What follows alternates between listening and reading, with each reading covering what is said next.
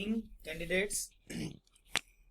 LTI માંથી આજે આપણે ગ્રુપ બી ના મેન્સ જે ઇંગ્લિશના પેપર સોલ્યુશનની જે તારીખ નંબર 8/2025 એ લેવાયેલ છે એના ઉપર આજે આપણે સમજૂતી મેળવવા જઈ રહ્યા છીએ.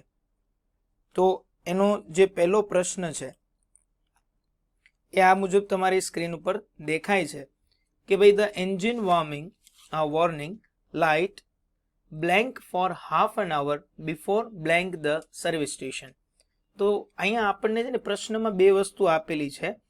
એક છે નંબર 1 બિફોર આપ્યું છે, હાફ એન આવર આપ્યું છે, એટલે કે અડધી કલાક પહેલા. તો હવે આપણને ખ્યાલ હોવો જોઈએ કે ભાઈ હેવ, હેઝ કે હેડ આવે અથવા તો ક્યાંક બિફોર આફ્ટર આવે ને એટલે કોઈ પરફેક્ટ ટેન્સ આપણા પાસે હોવો જોઈએ. અને પરફેક્ટ ટેન્સ આવે તો એની પાછળ છે ને V2 હોવું જોઈએ. એટલે ઓપ્શન એ છે એનો સાચો આન્સર છે. હેડ બીન ફ્લેશિંગ. પછી જે બીજી બ્લેન્ક છે એના માટે આપણે રીચડ એટલે કે V2 નો ઉપયોગ કરશું. પ્રશ્ન નંબર 2 ની જો વાત કરીએ તો his servant had blank the money yesterday. તો અહીંયા હેડ પણ છે અને યસ્ટરડે પણ છે.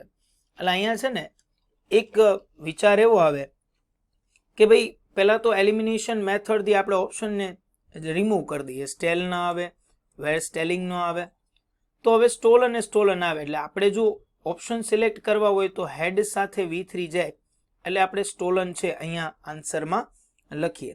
ત્યારબાદ હવે એક સરસ પ્રશ્ન આવ્યો છે જે વોઇસનો, જે ઘણા બધા સમયથી નહોતો પૂછાણો પણ હવે પૂછાણો છે, વોઇસ.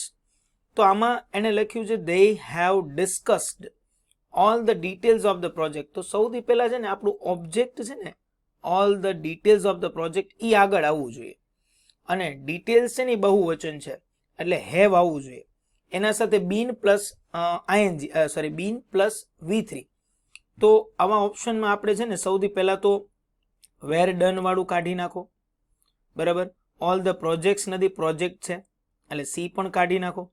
હવે વૈધા આપણા પાસે એ અને ડી, પણ એની અંદર પણ પ્રોજેક્ટ્સ આપ્યા છે એટલે એ પણ નીકળી જાય. એટલે આપણો ઓપ્શન છે ડી છે એ આપણો સાચો જવાબ છે.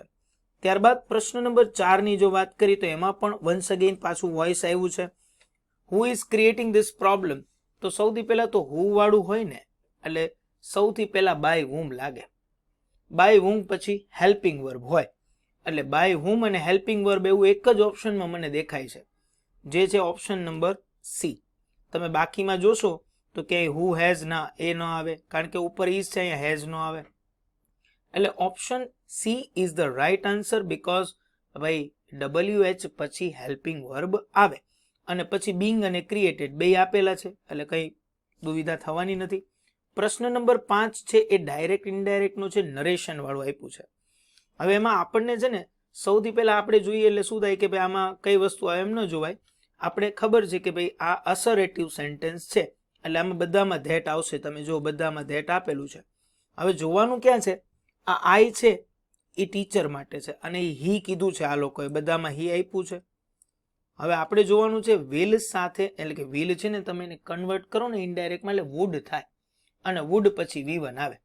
તો વુડ પછી V1 તો જોતા જાઓ ઓપ્શનમાં તો કે એક પહેલામાં છે, બીજામાં નથી તો બીજાને જવા દો, ત્રીજામાં બી અને એ ના પણ આવે, વુડ બી ન થાય, હેઝ વાળું એ બી જવા દો. એટલે ઓપ્શન એ છે એ આપણો સાચો દેખાય છે. ત્યારબાદ છઠ્ઠામાં પણ વન્સ અગેન પાછું આવ્યું, નરેશન આવ્યું એટલે કે ડાયરેક્ટ ઇનડાયરેક્ટ આવ્યું. હી ટોલ્ડ હર અને અડધું આપી દીધું છે આપણે. હવે આ અસરેટિવ સેન્ટેન્સ છે તો આપણને ખ્યાલ પડે કે આમાં પણ ધેટ જ આવે એટલે એ અને બી બે ઓપ્શન નીકળી જાય કારણ કે એમાં ધેટ આવતું નથી.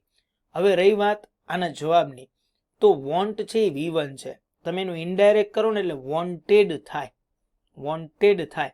તો આમાં વોન્ટેડ બે ઓપ્શનમાં આપણા પાસે અવેલેબલ છે. તો હવે શું કરવાનું તો કે અહીંયા યોર બ્રધર જે લખ્યું છે ને આ એ એકચ્યુઅલમાં જવાબમાં યોર બ્રધર ક્યારેય આવે નહીં. ઇનડાયરેક્ટ કરો એટલે એનો હર બ્રધર કરવું પડે એટલે ઓપ્શન સી આપણો સાચો આન્સર છે. 7મો પ્રશ્ન છે જે he is taller than his elder brother. હવે આમાં તમારે અફર્મેટિવનું નેગેટિવ એવી રીતના કરવાનું છે કે જે જવાબ ક્યારેય મતલબ એનું જે મિનિંગ છે એ બદલાવો ન જોઈએ. મિનિંગ બદલાવ્યા વગર તમારે સેન્ટેન્સને શું કરવાનું છે, ચેન્જ કરવાનું છે. તો આમાં પહેલા ઓપ્શનની અંદર એવું કોઈ વાત નથી, અથવા તો એ વાક્ય ફરી જાય છે, મતલબ કે એનો સેન્સ બદલી જાય છે. બીજાની અંદર જે પણ એની અંદર જે શબ્દો આપેલા છે એ કોઈ એવા લાગતા નથી. એટલે ઓપ્શન ડી છે ને, the younger brother is taller than his elder, એવો આન્સર થઈ શકે. ત્યારબાદ a lot of financial transaction happen over આપ્યું છે તો ઓવર ધ ઇન્ટરનેટ એમ એ કહી શકાય ને, ઓવર અન ઇન્ટરનેટ એમ પણ કહી શકાય. એટલે આ ઓપ્શનની અંદર ટૂંકમાં 8મા પ્રશ્નની અંદર 2 જવાબ આવતા હોય એવું લાગે છે, પણ આપણે કદાચ એક સિલેક્ટ કરીએ તો ધ અત્યારે વધારે પ્રેફરેબલ છે. પછી 9માની અંદર આપ્યું છે કે ભાઈ હવે તમે આ છે ને વાક્યને વાંચો ને ત્યાં તમને આઈડિયા આવી જાય. Blank of the goals is અચીવડ, goal achieve કરવા હોય તો ભાઈ આપણે એમ કે નો ગોલ અચીવડ, એમ તો ન હાલે, નાઈધર ન હાલે. હવે આપણે એમ તો ન કે બધા ગોલ અચીવ થઈ જાય, પણ આપણે શું કહી, એની કોઈ પણ એક ગોલ આપણે શું કરી શકીએ, અચીવ કરી શકીએ. પછી 10મો પ્રશ્ન બહુ જ ઈઝી છે, કારણ કે એમાં લખ્યું છે પ્લીઝ ડિસ્ટ્રીબ્યુટ ધીસ સ્વીટ્સ છે. તો તમે ધ્યાનથી વાંચશો, ડિસ્ટ્રીબ્યુટ કરવાનું છે, અને એ મીઠાઈ છે એ કોના વચ્ચે વહેંચવાની છે. વચ્ચે શબ્દ આવ્યો ને, વચ્ચે શબ્દ આવ્યો, કોના વચ્ચે વહેંચવાની, તો કે યોર ક્લાસમેટ્સ. તો યોર ક્લાસમેટ્સ છે એ બહુવચન છે, જાજા બધા છે. જો 2 જણાની વાત હોય તો બિટવીન આવત, પણ 2 જણા નથી, 2 થી જાજા છે, એટલે અમોંગસ્ટ વર્ડ છે આની અંદર તમે લખી શકો. ત્યારબાદ 11th ની અંદર we are unable to send you the product at the moment but we will send you the product blank the new stock arrives. હવે આપણે વાંચીએ ત્યારે ખ્યાલ આવે કે ભાઈ અત્યારે અમે તમને કોઈ પ્રોડક્ટ શું કહેવાય આપી શકીએ એમ નથી, પરંતુ એવું કહે છે કે જ્યારે અમારા પાસે નવું પ્રોડક્ટ, જો હવે બોલવામાં જ ખબર પડી ને કે જ્યારે નવું પ્રોડક્ટ આવશે તો કાં શું કહેવાય વાઇલની શક્યતા હોય, કાં એઝ સુન એઝની હોય. હવે વાક્ય આપણે પાછળ વાંચવું પડે તો એમાં શું લખ્યું છે, ધ ન્યૂ સ્ટોક અરાઇવ્સ. જેવો કે નવો સ્ટોક આવશે, તો આપણે બોલીએ ત્યારે શું કહે, જેવો કે નવો સ્ટોક આવશે. તો જેવો કે નવો સ્ટોક આવે એટલે એઝ સુન એઝ છે ત્યાં ફિટ બેસે છે, એટલે આન્સર આપણે 11માં એ કરી શકીએ. ત્યારબાદ 12માની અંદર જો વાત કરીએ, 12મા પ્રશ્નની અંદર, તો he has blank given good performance. તો કોઈ વ્યક્તિ પરફોર્મન્સ આપતો હોય એ કન્સિસ્ટન્ટ હોય, પણ એને આપણે થોડું વધુ સારું કહેવું તો કન્સિસ્ટન્ટલી એવો શબ્દ આપણે વાપરવો પડે. એટલે જોતાની સાથે આમાં ઓપ્શન બી છે. લેસ તો ક્યારેય આવે નહીં, મોર આવે નહીં. મોર કન્સિસ્ટન્ટ ન કહેવાય, લેસ પણ ન કહેવાય, પણ એની જે રમત અથવા પરફોર્મન્સ છે એ સતત ચાલતી રહેતી હોય તો કન્સિસ્ટન્સી છે, અથવા તો એને કન્સિસ્ટન્ટલી જે શબ્દ છે તમે ત્યાં ઉપયોગમાં લઈ શકો. એટલે 12માં બી ઓપ્શન છે આપણો આવી શકે. પછી 13મા પ્રશ્નની અંદર એવું લખ્યું છે કે ભાઈ blank was the best presentation. હવે એમ કે છે કે તમારું પ્રેઝન્ટેશન સારું છે, તો હવે તમારું પ્રેઝન્ટેશન છે એપોસ્ટ્રોફી એસસી સાથે તો લગભગ ન જ મુકાય, કારણ કે એ તમે યોર્સ એટલે પોતે જ વાત નથી કરતા, અથવા તો બી છે એ ઓપ્શન આમાં વધુ સુટેબલ થાય. યોર્સ વોઝ, હવે આમાં બોલવામાં શું થાય ખબર, સી ઓપ્શનમાં યોર્સ લાગે છે, બીમાં લાગે છે, એટલે ઓલ અબાઉટ તો પહેલા તમે કાઢી જ નાખો અને એને પણ કાઢી નાખો, એટલે એ અને ડી તો નીકળી ગયા. હવે વાત રહી એપોસ્ટ્રોફી અને બીની, તો એમાંથી હું આન્સર તમને યોર્સ છે એના તરફ દોરવા પ્રયત્ન કરીશ, કારણ કે એ થોડું વધારે એના સાથે મેચ થાય છે. મેચ થાય ઇન ધ સેન્સ કે ગ્રામેટિકલી એ રાઈટ લાગે છે. પછી આમાં આપ્યું છે સિલેક્ટ, 14થમાં આપ્યું છે select the correct meaning of. Canoe meaning કીધું છે, to have an x the શું કહેવાય ગ્રીન્ડ. હવે ગ્રીન્ડ એટલે આપણે ખબર છે કે ખાંડવું, આપણી ભાષામાં કહીએ તો ખાંડવું. હવે ખાંડવા માટે ક્યારેય આપણે કુહાડીનો ઉપયોગ કરી તો કે ના, તો એનો મતલબ શું થાય ખબર, કે આપણો એમ કેવો હોય, આપણો ગોલ કેવો હોય, સેલ્ફિશ. અને સેલ્ફિશ મોટિવ માટે આપણે કામ કરતા હોય તો એનો મતલબ શું થયો, એને અંગ્રેજીમાં એવું કહેવાય કે ભાઈ તમે કુહાડી દ્વારા ગ્રાઇન્ડ કરવા માંગો છો. એટલે એવો એક ઓપ્શન છે સી, સેલ્ફિશ એમ ઓર મોટિવ, કે જેમાં માણસ પોતાની માટે શું કરે, વધુ પડતા પ્રયત્નો કરતો હોય. પછી આપ્યું છે 15માની અંદર જે સિનોનિમ આપણને પૂછ્યો છે, સિનોનિમ છે અબન્ડન્ટ. મતલબ અબન્ડન્ટ એટલે વધારે પડતું, સમૃદ્ધ, પુષ્કળ. તો તો પુષ્કળ માટે તમે એક શબ્દ વાંચો છો, બી ઓપ્શનમાં વાંચતાની સાથે જ ખબર પડી જાય કે પ્લેન્ટી, પ્લેન્ટી એટલે વધારે થાય, તો પ્લેન્ટી આપણો રાઈટ આન્સર છે. પછી હવે આમાં એક 16માની અંદર એન્ટોનિમ પૂછ્યું છે. પહેલા તો એન્ટોનિમ છે ને, આ શબ્દ જોતાની સાથે ઘણાના વિચાર આવે કે આમાં મતલબ તો કઈ ખબર નથી પડતો, પણ મીકનો મતલબ થાય નમ્ર હોવું, નમ્ર હોવું, વિનમ્ર, નમ્ર, શાંત એવું કે. હવે આપણને આમાં ટેમ આપ્યું છે ને, ટેમ ઈ પણ શાંતનો મતલબ છે, મોડેસ્ટ પણ નમ્રનો મતલબ છે, હમ્બલ એ નમ્ર. એટલે આમાં છે ને 3 ઓપ્શન એવા છે કે જેનો મતલબ વિનમ્ર છે જ.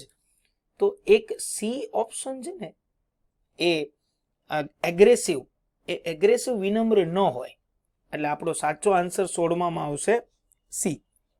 ત્યારબાદ choose the correct one word substitute. હવે વન વર્ડ આપ્યું છે ભાઈ, અને વન વર્ડમાં એવું કીધું છે તમને કે a collection of weapon and military equipments, કે જ્યાં મિલિટરી વાળા પોતાના વેપન્સ અને ઇક્વિપમેન્ટ્સ રાખતા હોય, જગ્યા માટે શું કહેવાય? તો એના માટે છે ને આમાં શું કહેવાય, ઘણા બધા વર્ડ આપ્યા છે. એક છે એર્સનલ આપ્યું છે. એર્સનલ મતલબ કે જે એ સાચો આન્સર બી છે. પહેલા હું તમને એ કહી દઉં, પછી બાકીના મિનિંગ તમને કહું, બરાબર? હા, એવરી છે. એવરી મતલબ છે એ પક્ષી સંગ્રહાલય માટે હોય. પછી શું કહેવાય, સેવેલરી છે એ શૌર્ય માટે હોય. રેવેલરી છે મજા મોજ માટે હોય. એટલે આ અમુક શબ્દો એવા છે કે જે આના રિલેવન્ટ નથી. તો રિલેવન્ટ શબ્દ આપણે ભલે વાંચ્યો ન હોય, સાંભળ્યો ન હોય, પણ આ એનો એક સાચો આન્સર બી છે 17માનો, બરાબર? એર્સનલ છે. એર્સનલ મતલબ કે ત્યાં બધા વેપન્સને કલેક્ટ કરવામાં આવે. હવે 18થમાં જોઈએ, આમાંય પાછું વન વર્ડ સબસ્ટિટ્યુટ આવ્યું. એમાં શું લખ્યું છે? A large building with an extensive floor area typically for house aircraft, કે એવા જે ઘર કે જે પોતે એક બિલ્ડિંગ જેવા હોય, ત્યાં એવા ફ્લોર હોય કે જે એને એક્સટેન્ડ કરી શકાય અથવા તો એને ઘટાડી શકાય, એવા ઘરને છે ને હેંગર કહેવાય. હેંગર, હેંગર શબ્દ છે ત્યાં વધારે શૂટ થાય. એટલે 18થમાં આપણે જશું સી ઓપ્શન સાથે. પછી હવે અહીંયા એક 19th ક્વેશ્ચન બહુ મજા આવે એવો છે, કારણ કે એમાં પ્રિફિક્સ સફિક્સની વાત આવી છે, જે ઘણા બધા સમય પછી પૂછ્યો છે.